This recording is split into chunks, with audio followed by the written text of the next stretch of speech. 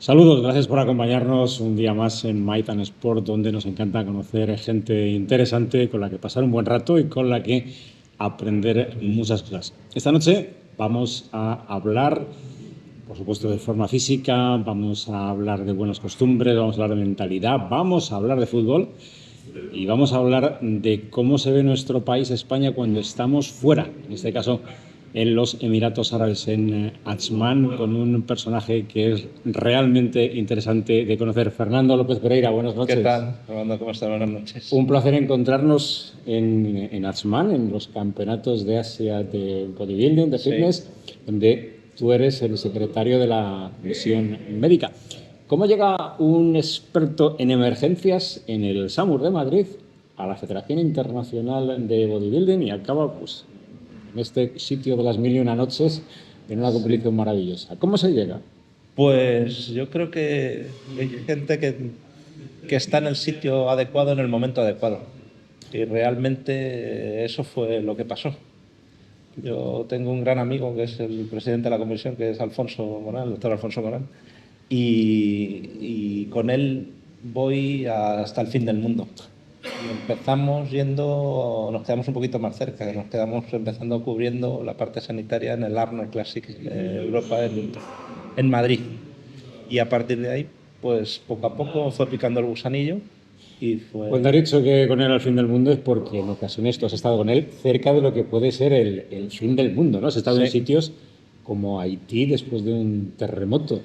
¿En qué sitios que la gente quiera un poco conocerte para que se sitúen? ¿Has visto sitios que no son tan agradables de ver? Sí, esto al final es una forma de venir a conocer un país, a conocer una cultura, pues en buen momento, ¿no? Como disfrutar, pero por desgracia muchas veces nos tenemos que enfrentar a situaciones que no son desagradables y la que hablas, bien dices, en enero del 2010, yo creo que me marcó a mí, marcó a Alfonso sin duda, y todavía siento un pequeño escalofrío cuando se habla de esa desgracia que fue el terremoto de 2010. ¿Cómo fue ir a Haití?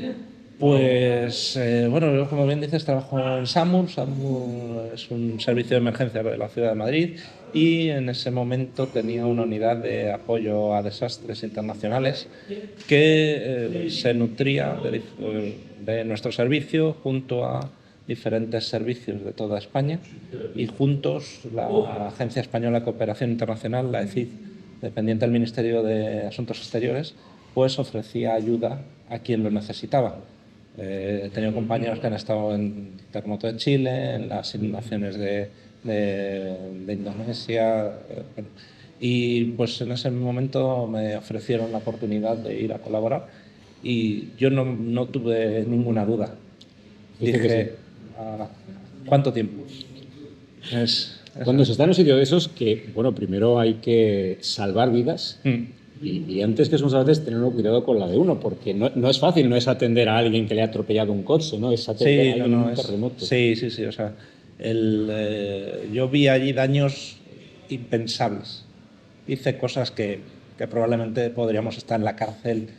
Sí, porque realmente por salvar una vida muchas veces no sabes qué hacer. Y en ese momento pues, se te ocurre algo que en el mundo occidental, en la medicina tradicional, no. Era la medicina de catástrofe lo que tuvimos que hacer en ese momento. Y gracias a eso yo creo que se salvaron vidas.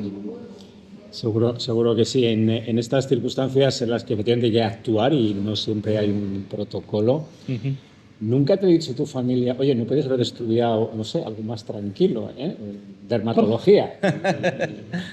Bueno, en familia, por suerte o por desgracia, bueno, yo me quedé solo con 17 años, 17, 18 años, y tuve que crear tu propio camino. Crear la familia, esa familia de la que yo siempre hablo, que es la familia de los amigos. Esa familia que es la que eliges, vas trabajando día a día y la que no te falla nunca, porque las familias, todos lo sabemos, están ahí o no. Puede haber intereses, puede haber disputas, puede haber momentos de desengaños, de algo, pero los amigos es lo que nunca te va a dejar. Por eso creo que te he comentado esta circunstancia, porque yo aprendí una vez un dicho que dice que todos los miembros de una familia es raro que lleven el mismo apellido, refiriéndose a que muchas veces tu familia es la gente que encuentras que comparte contigo una vivencia, un camino, un apoyo y que está en las buenas y en las no tan buenas, ¿no? Tú en ese sentido puedes contar mucho. Sí, no, no, yo te digo que por suerte la familia que me he ido creando a mi alrededor es grande. Sé que hay gente muy importante que para mí y yo para ellos que dejaríamos, si tenemos una llamada ahora mismo, todo lo que estamos haciendo para ir hasta donde está. Y por desgracia muchas veces eso es lo que hoy en día en la sociedad no encontramos. Esos verdaderos amigos que puedan dejar, esa verdadera familia que pueda dejar lo que estás haciendo para ir hasta allí porque alguien lo necesita. Y eso pues hoy en día es un bien que no tiene precio. En esta sociedad que tenemos tan competitiva, tan egoísta en ocasiones, se reencuentra uno con los valores humanos cuando va a un sitio de catástrofes Sí, y ve la gente que ha sido a ayudar. sin duda, sin duda. Porque sale lo bueno, sale lo malo, pero sobre todo sale lo bueno de la gente.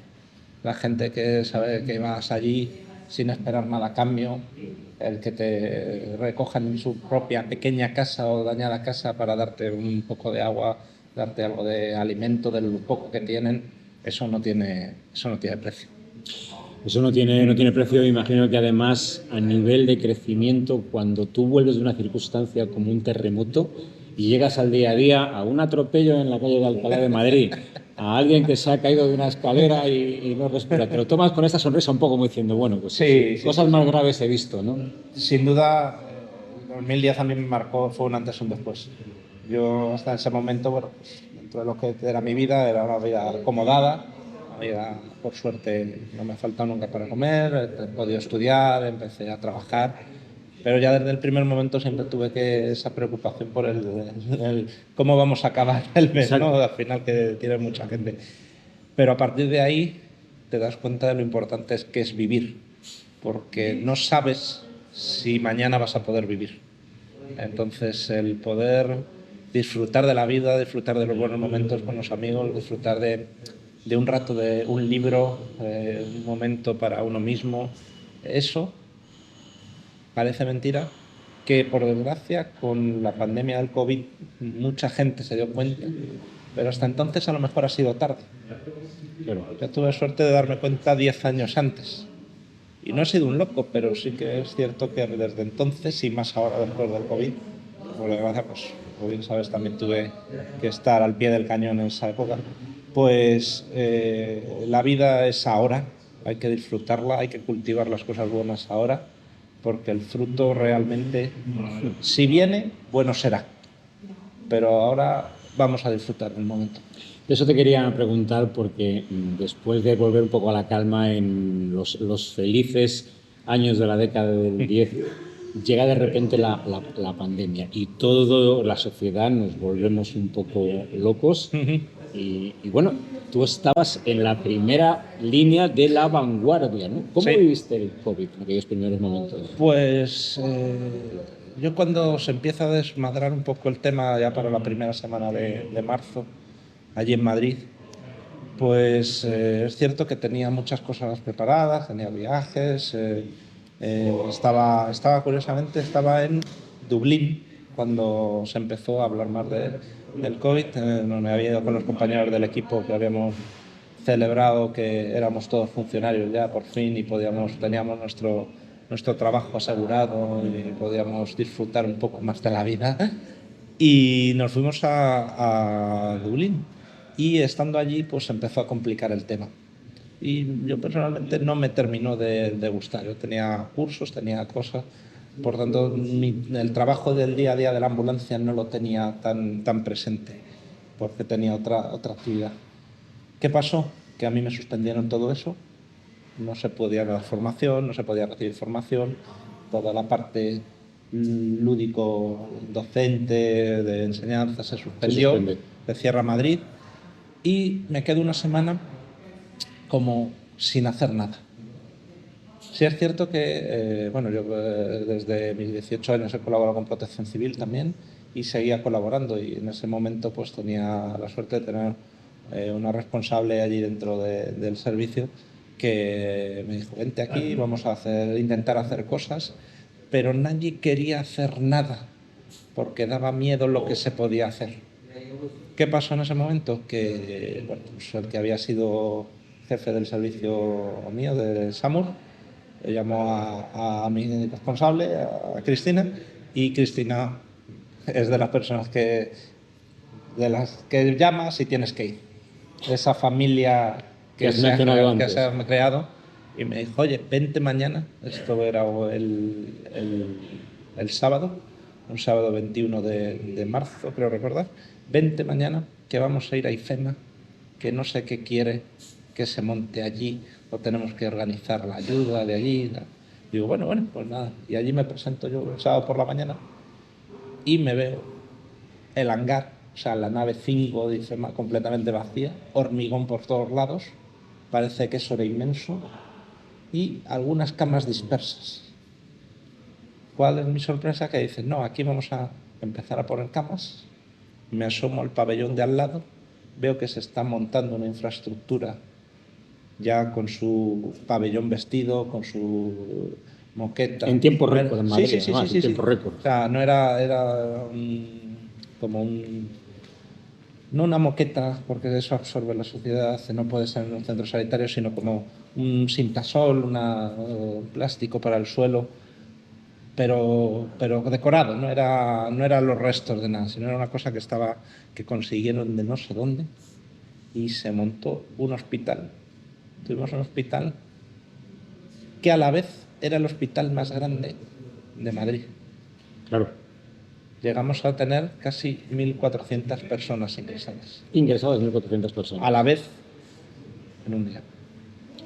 O sea, fue mágico. O sea, IFEMA fue el Hospital Sí, Milagro. eso ha quedado para la historia. En ese caso, la rapidez de Madrid en reaccionar, en tener la fortuna de contar con los pabellones de IFEMA, pero sobre todo de tomar la decisión para empezar a tratar a la gente en aquellos momentos donde hemos mencionado antes al doctor Alfonso Morán. El doctor Alfonso Morán estuvo muy cerca de no estar con nosotros hasta el punto que apareció en televisión en Antena 3. Sí, correcto. Entonces, en aquella época todavía no se sabe muy bien cuál era la enfermedad, cuál es el tratamiento, esto por qué ocurre. ¿Eso cómo te afecta a ti de un amigo que está a centímetros de pasar a mejor vida? Pues me afectó poco, y no dirás este es un hombre de hierro, pero me afectó poco porque hablamos poco. Yo entraba en el hospital a trabajar, vamos, a la parte de administración. Mi misión fue fundamentalmente la parte de la administración, de la recepción, del traslado de pacientes y demás. Y hablaba poco por teléfono con la gente, porque no me daba tiempo. Entonces, fue casi a posteriori cuando me enteré de lo de Alfonso, porque yo no veía la tele. Yo podía salir de IFEMA. No había tiempo. Sí. Yo salía de IFEMA a lo mejor a las 3, 4 de la mañana, y a las 7 estaba otra vez allí. Y, a las 7 de la mañana. Sí, me iba, dormía un poquito, me duchaba y volvía otra vez. Fueron la primera semana y media fue así. Luego ya una vez que se estuvo más establecido y ya los flujos eran normales y demás. Pero sí, realmente fue esa primera semana y media o así, fueron de dormir 2, 3 horas. ¿Ven por qué les decía lo de la mentalidad? Porque hay que estar muy seguro de uno mismo y hay que tener una estructura interna muy grande para trabajar con presión, sin horario y solamente lo suficiente para volver a trabajar al día siguiente, ¿no? Sí. Porque imagino que no, el descanso ya lo has comentado, pero la alimentación es que tampoco había tiempo. Nada, no, o sea, ahí no se... ¿Se sobrevive? Ahí se sabía que cuando se entraba. Yo ese primer sábado que llegué allí, a mí a las 10 de la noche me dice, Fernando, el jefe, me dice, oye, van a venir pacientes. Digo, bueno, pero aquí tenemos 4 o 5 personas aquí. Dice, bueno, estás tú y organiza un poco y ya. Y ahí me puse un traje, me vestí de astronauta, porque en esa época nos vestíamos de astronauta. Erróneamente, luego vimos que teníamos que hacer otra serie de cosas, que era optimizar las cosas mejor. Pero bueno, me vestí de astronauta y estuve esa primera noche recibiendo. Y tengo grabado lo que me dijeron 2 personas de las primeras que vinieron aquí cuando vieron que había camas. Dice, hijo, yo pensé que venía aquí a morir. Y me quedo sorprendido. Llevo una semana tirado en el suelo en un hospital. Brutal, brutal. Vamos a hablar de cosas un poco Sí, más sí, sí. tranquilas, no hemos puesto demasiado serio, pero es importante, yo quería que conocieran pues toda la historia que hay en concreto en el caso de Fernando López, pero cómo trabaja cuando las cosas se ponen feas por los profesionales de la medicina, que sin duda tienen una vocación de asistencia. Cambiamos de tercio y le vamos a preguntar por algo donde no nos vamos a llegar tan bien. Oye, qué gran persona eres y del Real Madrid. Hombre, no lo fastidies. Bueno, lo bueno del Real Madrid es que quiere a todo el mundo. A lo mejor no somos queridos por todos, pero nosotros solemos querer a casi. Vamos a dejarlo a casi todo el mundo. Perdón, es una broma, lo comento porque en más de una ocasión yo me he encontrado en los partidos de la Champions League del Real Madrid, que de repente el plano se va a la grada y aparece pues, Fernando López, que tú no lo sabes, pero en ese momento, pues ahí estás, y está viendo un partido y digo, caramba, mi amigo Fernando López. Sí. Bueno, pues de las pasiones que tiene Fernando, que son divertidas, sé que tú eres un gran futbolero y del Real Madrid. ¿De dónde te viene esa pasión? Bueno, tengo la suerte de vivir muy cerca del estadio, y desde siempre me ha llamado la atención. Y a partir de ahí, pues el trabajo y los amigos al final hicieron que me hiciera de una peña del Real Madrid. Y bueno, pues realmente es una gran excusa para viajar y conocer cultura, conocer sitios, porque el fútbol es fútbol, pero la gente es mucho más importante que el fútbol.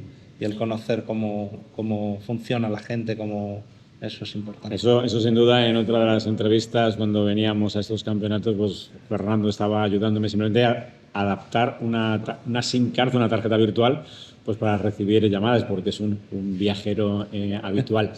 Vamos a seguir con el tema del fútbol. Yo te quería preguntar, oye, ¿no es aburrido ganar casi siempre? Porque yo soy del Atlético de Madrid, cuando ganamos lo celebramos una semana. Sí. Pero vosotros no celebráis nada.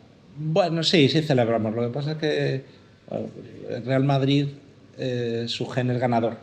Entonces el Real Madrid tiene la obligación de ganar siempre. Otra cosa es que gane, pero su obligación es esa. Entonces, tenga buen equipo, tenga un equipo más flojo, su obligación es ganar, y la expectativa de los que somos del Real Madrid es que vamos a ganar otra vez más. Y no tenemos fin, que es lo peor. Sí, bueno, pero somos los padres que tienen un hijo que saca todos sobresalientes y un día viene a casa con un notable. Los padres le echan la bronca. Eso genera un trauma, pero cuando quedáis por debajo del Barcelona, sí, del Atlético de Madrid, sin duda, pues ahí arde la castellana. Sí, sin duda, es horroroso. O sea, que eso... No solo la castellana, sino arden los teléfonos cuando los amigos del Atleti y del Barcelona te recuerdan que has perdido. Sí. Entonces, bueno. ¿Quién ha sido el futbolista que más te ha impactado en el campo, en el Santiago Bernabéu? Yo creo que está todavía presente, pero Modric. Yo creo que ha sido es alguien que se le debe seguir, se le debe imitar, porque al final él ha sido una superación, yo creo, constante. Una superación en un ambiente hostil como es el Bernabéu. El Bernabéu parece mentira que los seguidores del Real Madrid traten tan mal a sus propios jugadores muchas veces. Mucha exigencia. Demasiada exigencia. Es esa sensación de tener que siempre estar dando el 120%. Y yo entiendo que muchas veces que no se puede dar. Por la circunstancia, por muchas cosas.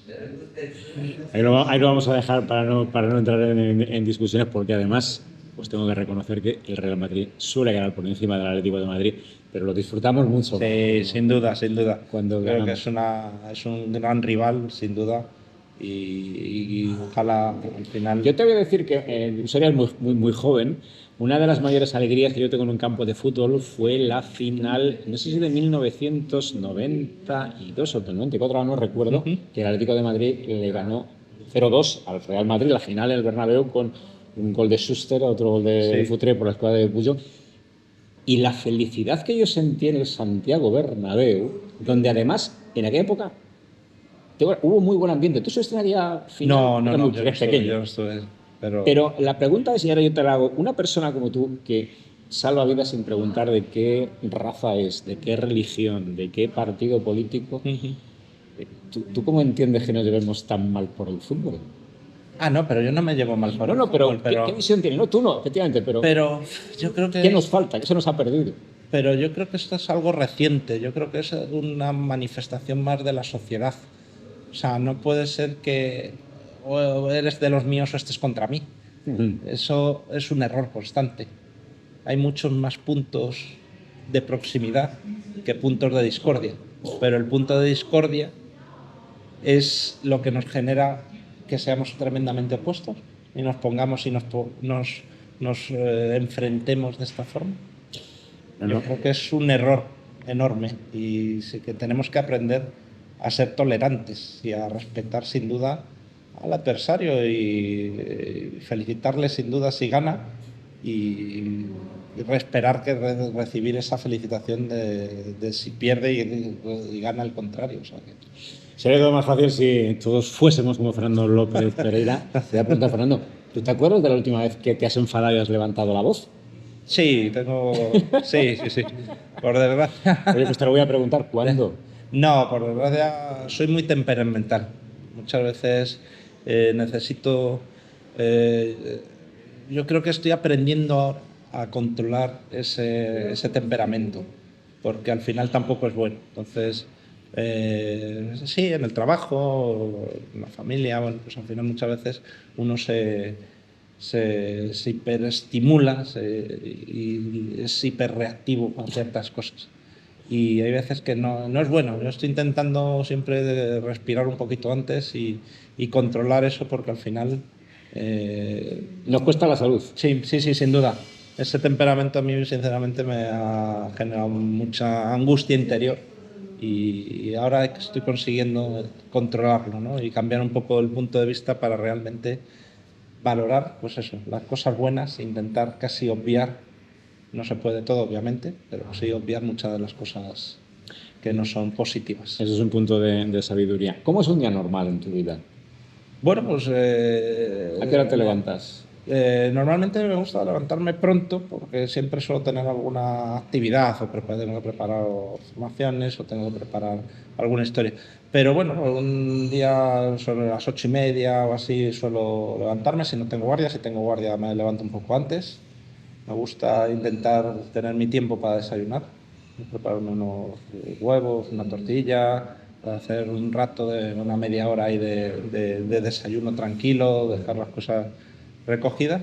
Y luego, si tengo guardia, pues ya me tengo que ir al trabajo a ponerme el disfraz que llamo yo. Y si no, pues sí que intento sacar un rato para ir al gimnasio por la mañana. Eso sí que me gusta hacerlo por la mañana, aunque no lo luzco mucho, pero bueno, por lo menos Bueno, algo se irá haciendo. Ahí se va sembrando, ¿no? sin duda, además, estás en el sitio adecuado, Sí. porque en estos campeonatos y en tu trabajo en la comisión médica, además de asistir por si hay alguna emergencia o alguien que tiene un problema, que es algo extraño, ¿no?, en nuestro deporte, pero aquí estás controlando precisamente lo que es la coordinación con el control antidoping con la agencia antidopaje. ¿Cuál es en concreto tu trabajo en esos campeonatos? Bueno, pues ahora mismo mi función fundamental es la de ser nexo de unión de la ITA, que es la agencia ejecutora de las instrucciones de la WADA para hacer los controles antidoping, con la organización, en este caso con la Federación de los Emiratos, que es la organizada de este campeonato. Y bueno, pues soy un poco el nexo de unión para, pues eso, intentar limar asperezas para todos llegar al mismo punto de encuentro, que es el que estos son un campeonato saludable, independientemente de si pueda haber positivos o negativos, que eso no entramos en ello. Eso es lo importante con lo que te quería preguntar, que en este deporte alguna gente puede tener la opinión de que es un deporte donde hay dopaje, como en cualquier otro, y la Federación Internacional, la IFBB, implementa esos controles para preservar la limpieza, ¿no? Y a ti te toca hacerlo. Eso es, muchas veces al principio soy la más fea con la que tienen que bailar, pero bueno, al final intento llevar a la práctica lo mejor posible para, simplemente siendo un nexo de unión, muchas veces hay que explicar a la gente de antidopaje qué es nuestro deporte, cómo funciona, que entiendan ellos también porque al final aquí lo importante es el atleta.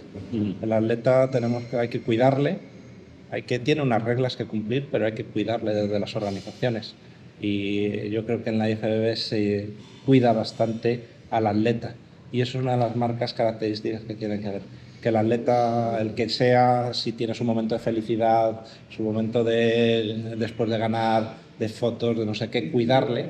¿Tiene que hacer control antidopaje? Sí, pero hay que cuidarle, tiene que disfrutar de esa victoria, de ese segundo, de ese tercer puesto, del puesto que haya obtenido, disfrutarlo con la familia, con la delegación, con quien sea, y luego pues ser capaz. Pues eso muchas veces hay que explicárselo incluso a la gente, no solo a los atletas, sino a las agencias, sí, a las agencias de control, para que entiendan que al final la ilusión y la alegría de haber obtenido un primer premio, por ejemplo, pues es necesario que salga adelante y que todo es compatible, porque al final lo que queremos es la salud del deporte, ¿no? Hay que ver que realmente pues que sean campeonatos lo más limpio posibles. Así es. El deporte une culturas, el fitness en concreto quizás mucho más, porque es un estilo de vida, además de un deporte que está en los 5 continentes, y es algo muy bonito cuando la gente que somos de un país, de una visión, de una cultura, nos encontramos en otro y nos sentimos a gusto.